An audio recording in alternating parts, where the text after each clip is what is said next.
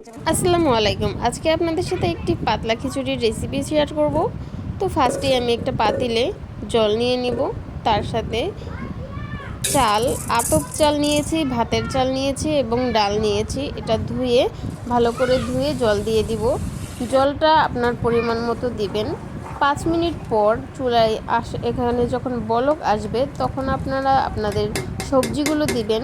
যেহেতু আমি একটা সবজি খিচুড়ি রান্না করব, দেন এটার মধ্যে মরিচ, হলুদ অ্যান্ড লবণ দিয়ে দিবেন। এটা ভালো করে একটু নাড়িয়ে চাড়িয়ে রান্না করতে হবে। এটার মধ্যে আমি টমেটো দিয়েছি, কাঁচামরিচ দিয়েছি, পেঁয়াজ দিয়েছি, আদা রসুন বাটা দিয়েছি। তো 5 থেকে 10 মিনিট পর এটা যখন একটু ঘন হয়ে আসবে তখন একটু ডাল ঘুটনি দিয়ে ঘুরিয়ে নিতে হবে। দেন এটার মধ্যে জিরে গুঁড়ো দিয়েছি, আমি দিয়েছি আরও টেস্টি সল্ট। এটা আপনি দোকানে গিয়ে পেয়ে যাবেন।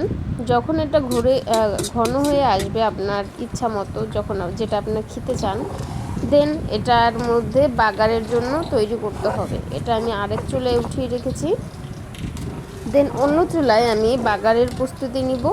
দেখুন আমার খিচুড়িটা কত সুন্দর একটা কালার এসেছে, মানে আমি তো সামনে বসে একটা সুন্দর স্মেল পাচ্ছিলাম।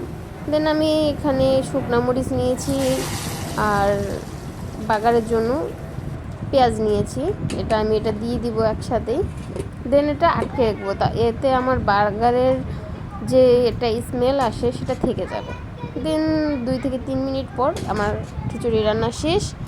তো এটা আপনি সুন্দরভাবে আপনার পছন্দ মতো একটু ডেকোরেশন করে নিতে পারেন। এটার উপরে একটু পেঁয়াজ কুচি দিতে পারেন বা কাঁচামরিচ কুচি দিতে পারেন, সুন্দর লাগবে দেখতে।